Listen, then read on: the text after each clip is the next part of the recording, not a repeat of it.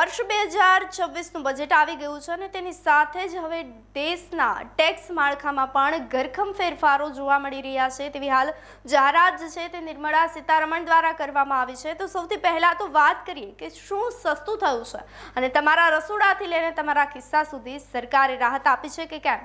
નમસ્કાર, આપ જોઈ રહ્યા છો ન્યૂ ભારત ન્યૂઝ અને હું છું આપની સાથે વલ્લરી વ્યાસ। કેન્સર અને ડાયાબિટીસની દવાઓ જે છે તે હવે સસ્તી થઈ ગઈ છે। જો તમે નવો મોબાઈલ, માઇક્રોવેવ કે ઓવન ખરીદવાનું વિચારી રહ્યા છો તો તમે ખુશ થઈ જાઓ, કેમ કે સોલાર પેનલ, શૂઝ, કપડાં અને વિદેશી પ્રવાસ પણ હવે તમારા બજેટમાં આવી શકે છે। પરંતુ વ્યસનીઓ માટે માઠા સમાચાર છે। સરકારે તમાકુ ઉત્પાદનો પર જાણે સર્જિકલ સ્ટ્રાઇક લગાવી હોય તેવું લાગી રહ્યું છે। સિગારેટ અને ગુટખા પર જીએસટી હવે 28% વધારી અને સીધો જ 40% સુધીનો ઘરખમ વધારો ઝીકી દેવામાં આવ્યો છે।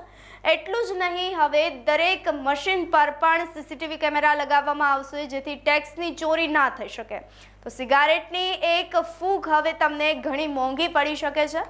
ટેક્સની પેયર્સ માટે મોટી ખબર સામે આવી છે, જે 1 એપ્રિલ 2026થી જૂનો ઇન્કમ ટેક્સ કાયદો હવે જાણે ઇતિહાસ બની રહી ગયો હોય તેવું લાગી રહ્યું છે। તેની જગ્યાએ હવે જે છે તે આયકર અધિનિયમ 2026 800 કલમોની જંજાળ હવે ઘટી અને માત્ર 536 થઈ ગઈ છે। તો સરકારનો દાવો છે કે જેના થકી હવે ટેક્સ ભરવો પણ વધુ સરળ બની રહેશે। ટેકનોલોજી અને ઉદ્યોગો માટે ફંડનો વરસાદ કરવામાં આવી રહ્યો છે। સેમિકન્ડક્ટર મિશન માટે 40,000 કરોડ અને એમએસએમઈ માટે 10,000 કરોડના ગ્રોથ ફંડની હાલ જાહેરાત કરવામાં આવી છે।